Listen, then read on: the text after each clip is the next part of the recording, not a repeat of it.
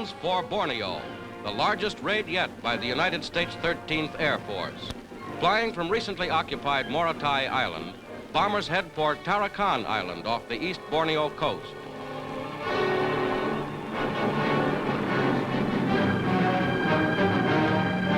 On the target, bombs rain down on the Tarakan oil fields, a vital source of supply for the Japanese Navy and for the Japanese divisions fighting in the Philippines.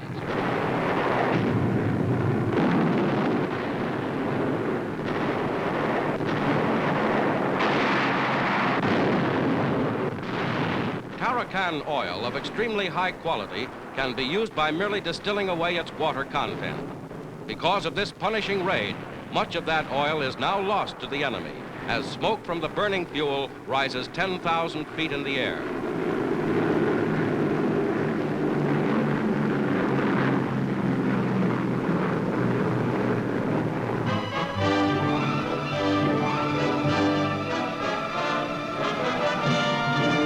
The 79th Congress, Vice President Henry Wallace, Vice President-elect Harry Truman, and congressional leaders leave the White House after conferring with President Roosevelt before the opening of the new United States Congress.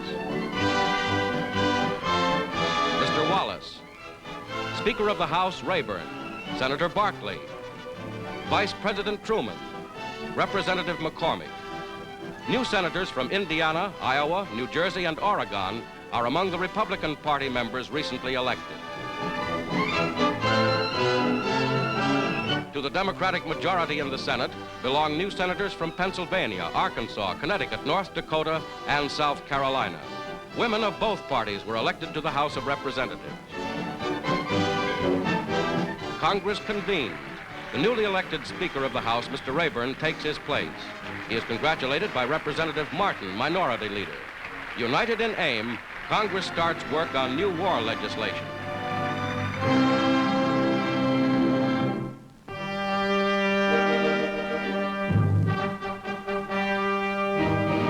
Torpedoes for the Navy.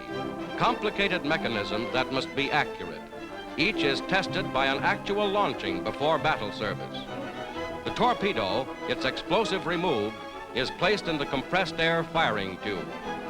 At a speed of from 25 to 45 knots, it is sent on its way.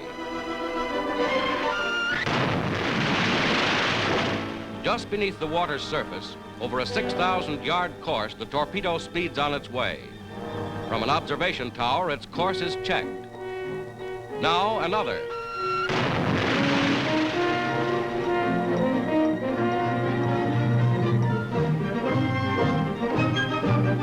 Nearing the end of its run, the torpedo slows down. A blimp checks its course from above. On the surface, with its run complete, the torpedo is salvaged. If in any way imperfect, it will be dismantled, checked, rebuilt, then tested again.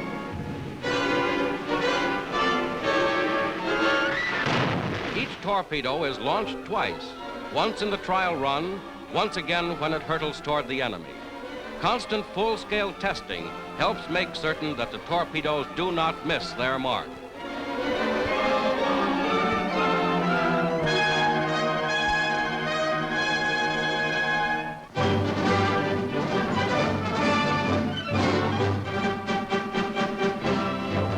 A new accord for freedom of the press, of motion pictures and communications among the United Nations. At Washington, delegates assemble to sign the new charter, establishing an information service, a war and peacetime pooling of information vital to the member nations. Signing for the United States is Elmer Davis, Director of the Office of War Information, a pledge that in war and peace there shall be truth. Mr. Davis speaks of the United Nations' common purpose. The world's information agencies have progressed prodigiously since the last peace settlement, a quarter of a century ago. The press, oldest and most tried of all media of communication, has now a circulation and influence far greater than in those days.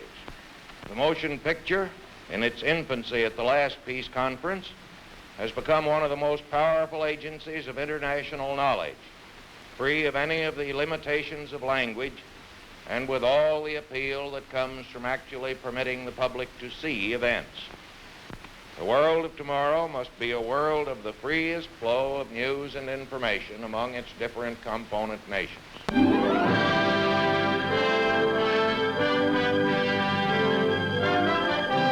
In New York, clothing is sorted before shipment overseas by UNRRA, the United Nations Relief and Rehabilitation Administration.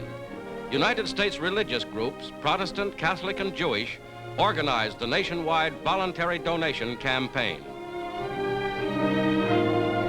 The clothing is compressed into bales to save space in transport. UNRRA Director General Herbert Lehman has announced that the response by American church groups will exceed the goal of 15 million pounds.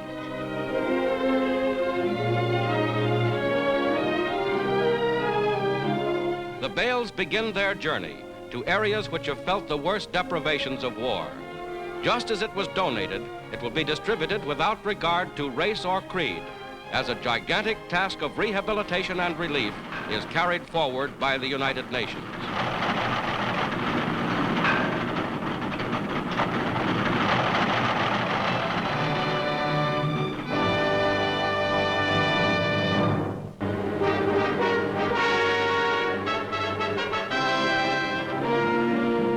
A P-38 Lightning fighter plane fitted with loads of aircraft rockets under its wings.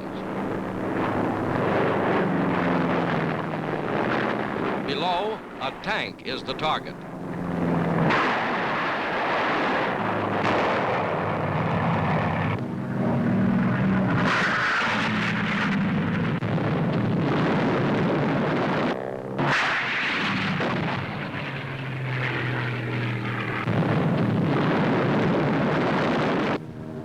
A P-47 Thunderbolt fires in slow motion.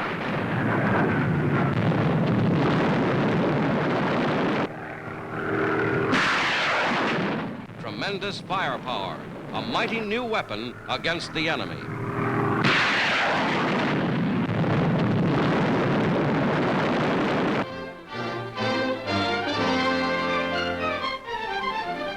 Silicone, a new heat-resistant plastic which may someday be a widely used substitute for rubber. It is formed into sheets which stretch like chewing gum.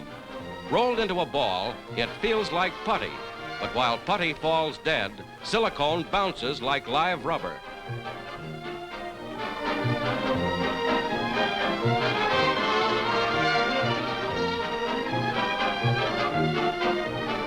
Silicone is limp and pliable before vulcanization.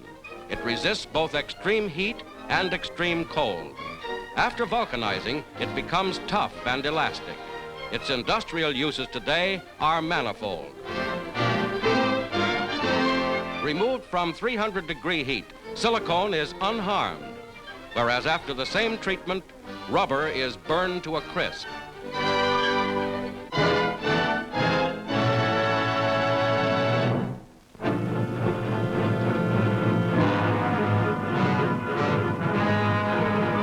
Softening up Luzon, preparatory to landing, a carrier task force of the Pacific Fleet in the Philippine Sea carries the air war to the enemy.